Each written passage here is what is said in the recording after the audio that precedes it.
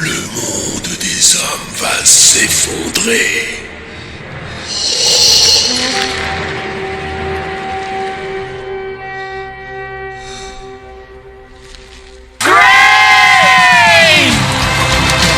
Mesdames et messieurs, avec nous, en direct de Kiev, le président ukrainien, Volodymyr Zelensky. À Sciences Po aujourd'hui, Volodymyr Zelensky. en direct sur Radio Chacal. Volodymyr Zelensky. Et ce soir, Volodymyr Zelensky.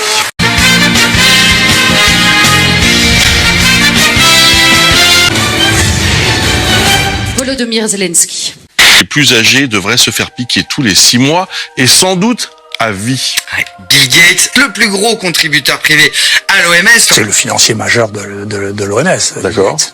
Bill Gates achète l'OMS. Beaucoup, oui. Oula. Beaucoup. Oula, on est sur un dérapage complotiste, là.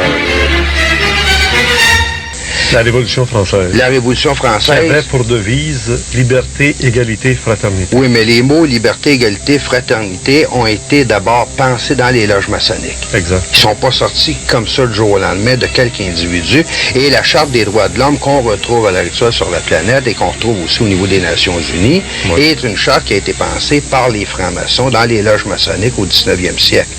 The population and the consumption levels which can be supported by this planet that I know in one way or another it's going to come back down. So I don't hope to avoid that. I hope that it can occur in a civil way, and I mean civil in a special way, peaceful.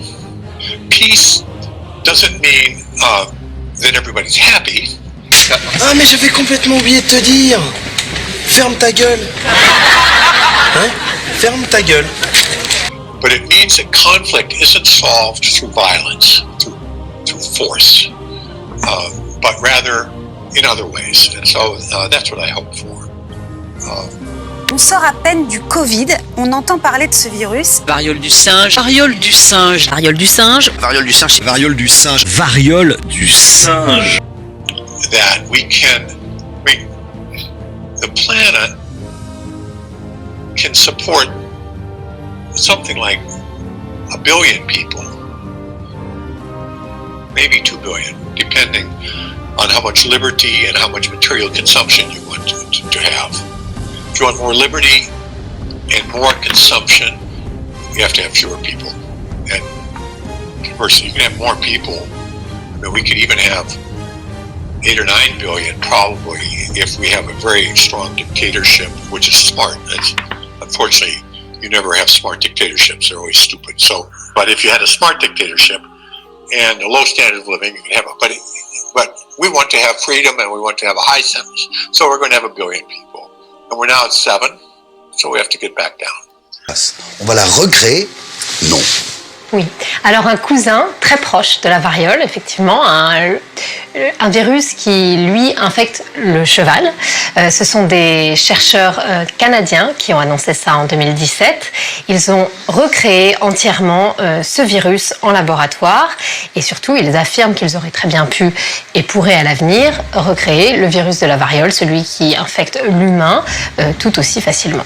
C'est totalement dingue. On nous répète. L'OMS le répète que la variole est éradiquée, ça y est, c'est fini. Et eux, ils remettent ça. Ils recréent le truc. Mais pourquoi ils font ça?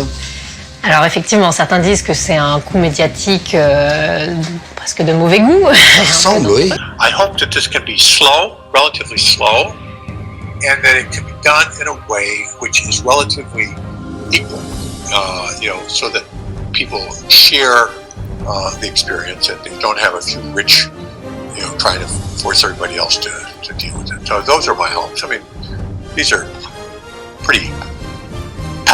Maintenant, que ce soit pour la gestion des crises sanitaires ou pour le renforcement continu des systèmes de santé, je vous appelle, chers collègues, à soutenir sans relâche l'Organisation mondiale de la santé. L'OMS est la seule institution légitime pour garantir la sécurité sanitaire universelle et nous permettre collectivement d'avoir une réponse coordonnée, unie et solidaire. C'est ce qu'a fait la France en doublant ses contributions à l'organisation pendant la crise. Je salue en particulier le rôle joué par le directeur général de l'OMS, cher Tedros. La France a présenté Sa candidature à un second mandat et lui accorde sa confiance pour qu'il poursuive la transformation de l'OMS dans les prochaines années. Mais c'est de la merde! La franc-maçonnerie est avant tout, et ça va peut-être surprendre des gens, c'est une organisation religieuse. C'est une église. Ils se considèrent comme telle, ils se considèrent comme la nouvelle église, comme étant la seule ayant droit d'existence sur la planète. Vous n'avez pas le choix. L'anneau doit être détruit.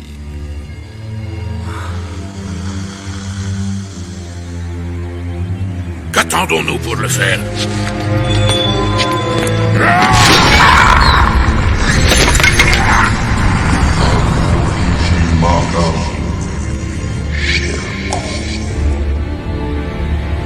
L'anneau ne peut être détruit, Gimli, fils de Glóin, par aucun moyen en notre possession. L'anneau a été forgé dans les flammes de la montagne du destin. Il n'y a que là qu'il puisse être détruit. En tout cas, ça a l'intérêt de soulever vraiment un débat et sur les dangers de la biologie de synthèse. La biologie de synthèse, c'est recréer des organismes vivants. C'est ça. Et la technologie au centre de cette biologie de synthèse, c'est le tricot. Alors un tricot particulier, un tricot moléculaire, c'est vraiment tricoter de l'ADN. Pour rappel, l'ADN c'est la molécule à la base des génomes de tous les organismes vivants et de nombreux virus. Elle est composée grossièrement d'une séquence de 4 molécules qu'on appelle des bases différentes, A, T, G et C. Et on connaît aujourd'hui la séquence des génomes de très nombreux organismes, notamment l'humain depuis 2003. Et la biologie de synthèse, ce qu'elle va faire, c'est qu'elle peut véritablement recréer des séquences simplement avec des machines extrêmement sophistiquées qui vont prendre un peu de A, de T, de G et de C et tricoter ça dans l'ordre que l'on souhaite et recréer véritablement des génomes.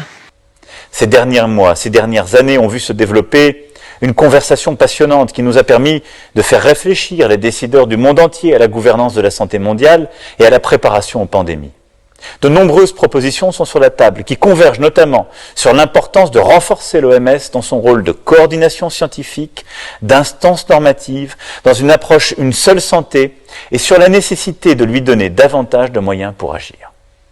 Des moyens financiers avec des contributions plus importantes, des moyens sous forme d'accès aux données, car les États membres de l'OMS ont la responsabilité de mettre en œuvre ces directives, mais aussi de lui transmettre toutes les informations nécessaires pour les éclairer, des moyens pour s'assurer de la bonne préparation sanitaire universelle, ce qui nécessitera un mécanisme de revue par les pairs.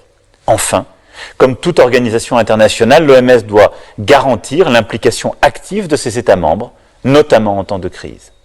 C'est pourquoi la France soutient la mise en place d'une commission permanente du Conseil exécutif de l'OMS sur les urgences sanitaires et appelle à un positionnement ambitieux de ce dernier pour nous permettre d'être collectivement prêts quand une urgence se présente.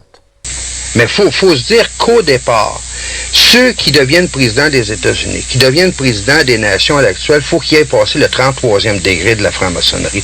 Quel est en réalité ce 33e degré-là? 33e degré se compose d'une messe noire obligatoire, d'un sacrifice humain, on tue quelqu'un véritablement, soit qu'on a enlevé ou ainsi de suite. Ça fait partie du rite initiatique à ce moment-là. Et troisièmement, c'est la glorification de Satan et l'établissement du règne de Satan sur la planète. C'est ce que cherchent réellement pour eux autres. Ils sont dans leurs droits, ils ont le droit de le faire, et c'est les sociétés issues des valeurs christianistes qui sont dans l'erreur, qui ont usurpé le droit, en fin de compte, à Satan d'exister sur la planète. Akiné, le magicien blanc approche.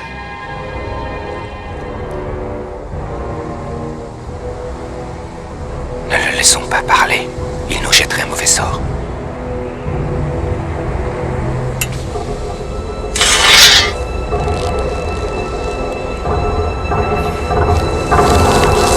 Il faut faire vite.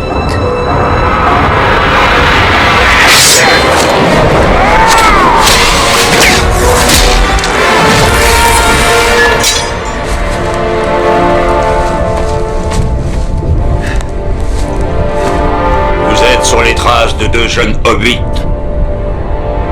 Où sont-ils? Ils sont passés par ici, avant-hier. Ils ont fait une rencontre à laquelle ils ne s'attendaient pas. Est-ce que cela vous rassure?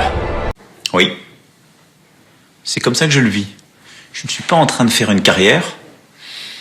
J'ai d'ailleurs jamais cherché vraiment à faire une carrière dans ma vie. J'ai poursuivi des objectifs, j'ai cherché à comprendre, à apprendre, à réussir des choses, à mener des combats. Je crois jamais avoir eu le sentiment que je faisais une carrière. Et depuis que je suis rentré dans le champ politique, je vis ça comme une mission. Il y a une dimension de spiritualité. Il y en a une. Et en tout cas, la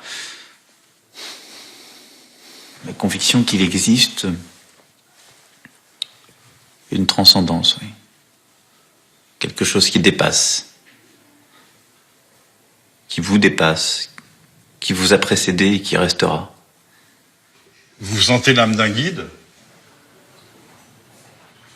Pareil, je pense que c'est pas quelque chose qu'on sent pour soi. C'est quelque chose qui advient ou n'advient pas. C'est différent. Why are you still out here? Well, it goes back to the destiny thing. I made a bargain with it, long time ago, and I'm holding up my end. What was your bargain? To get where I am now. Should I ask who you made the bargain with? with the chief commander. On this earth? And on this earth, and then in a world we can't see. Qui êtes-vous? Montrez-vous!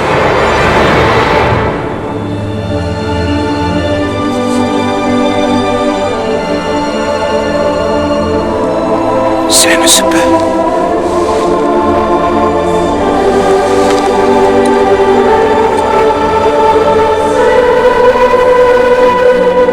Vous êtes tombé. À travers le feu et l'eau.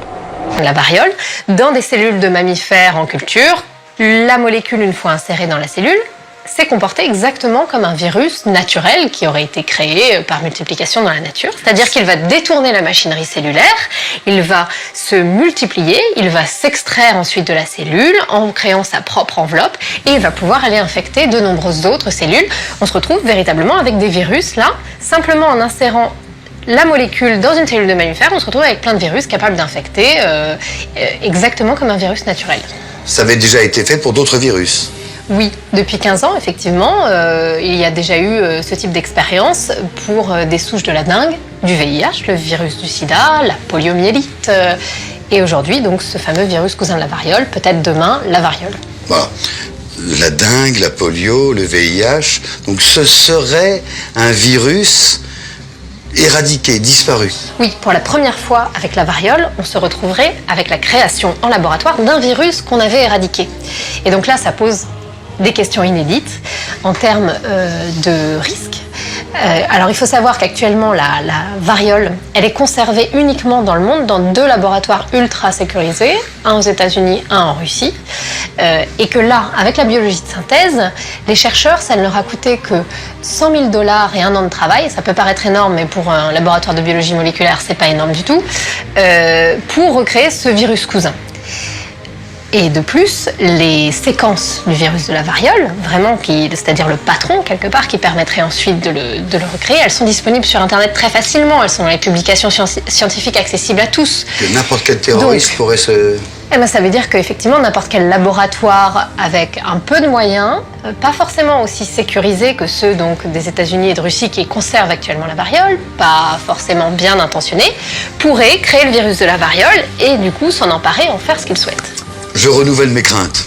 300 millions de morts au siècle dernier, on recrée artificiellement, par biologie de synthèse, un virus qui avait totalement disparu. Il y a quand même un truc positif derrière. Alors c'est ce que les chercheurs disent, c'est que finalement le virus de la variole, on a beau l'avoir éradiqué depuis 30 ans, il est latent quelque part, il n'a pas totalement disparu de la surface de la Terre et qu'un risque existe toujours qu'il ressurgisse, le virus naturel. Et du coup, le fait de recréer le virus et même de le conserver dans ces laboratoires ultra sécurisés, ça permettrait de mieux l'étudier, de créer des traitements pour le cas où le virus reviendrait. Et effectivement, depuis 30 ans, des traitements ont été développés qui font que si aujourd'hui le virus revenait, les risques seraient beaucoup moins grands, les conséquences seraient beaucoup moins dramatiques. Donc finalement, la logique fonctionne, mais c'est vrai qu'elle est un peu tordue, puisqu'on fait peser un risque en conservant ce virus, on le fait même renaître en le créant en laboratoire, pour s'en prémunir. Je suis d'accord avec vous, c'est un peu tordu. Pour permettre à l'ensemble de ces réformes d'être ancrées dans le droit, pour l'avenir, je suis favorable à l'adoption, sous l'égide de l'OMS, d'un accord international juridiquement contraignant. Celui-ci devra être accompagné par la révision du règlement sanitaire international afin d'adapter celui-ci aux évolutions des risques sanitaires et nous assurer de sa mise en œuvre.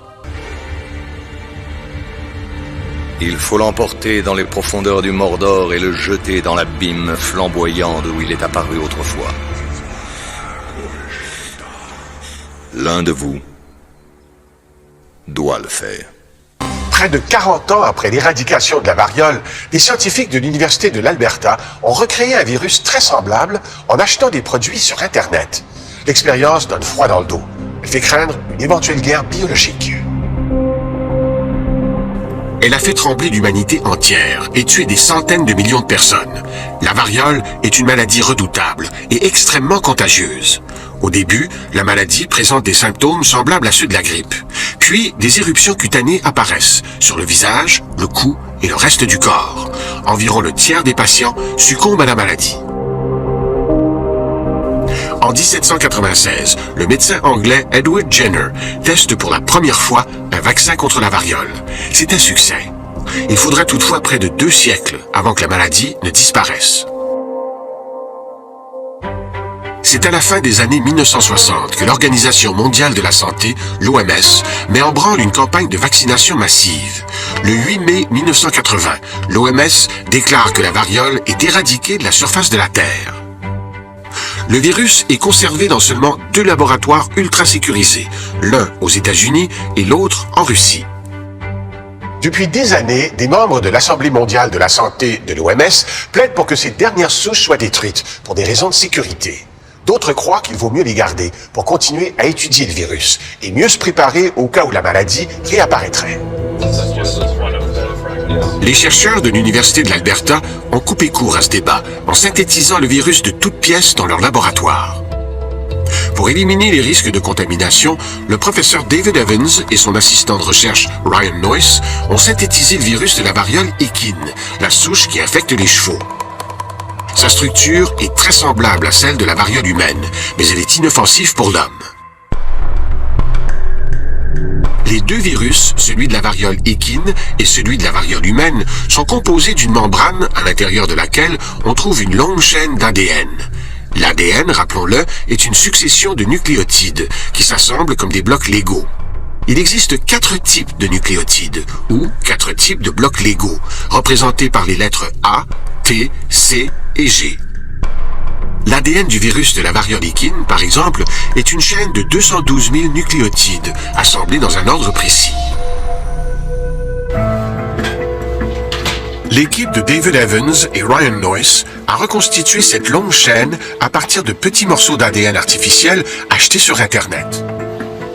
En effet, il existe des compagnies qui synthétisent et vendent des courtes chaînes de nucléotides.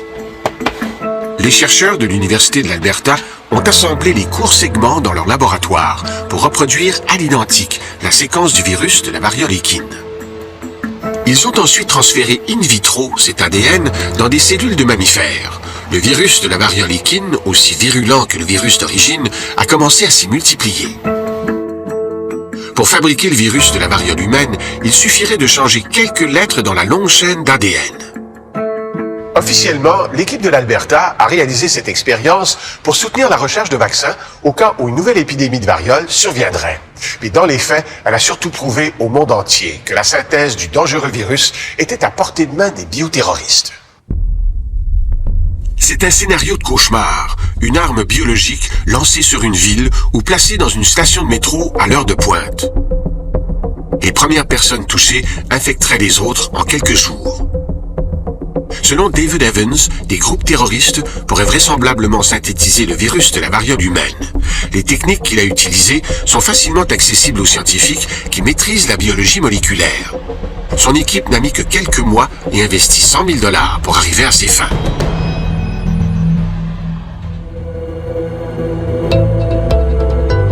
En principe, les sociétés qui vendent des segments d'ADN doivent faire des vérifications et s'assurer qu'un même client n'achète pas des séquences qui pourraient mener à la création d'un virus dangereux.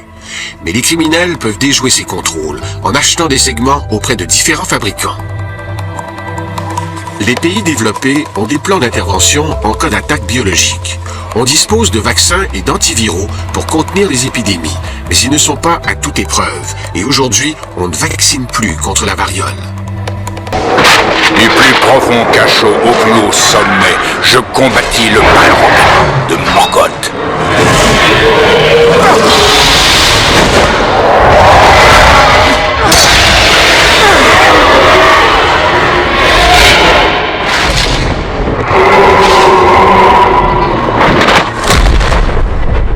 Jusqu'à ce qu'enfin je pus jeter à bas mon ennemi qui alla se briser sur le flanc de la montagne.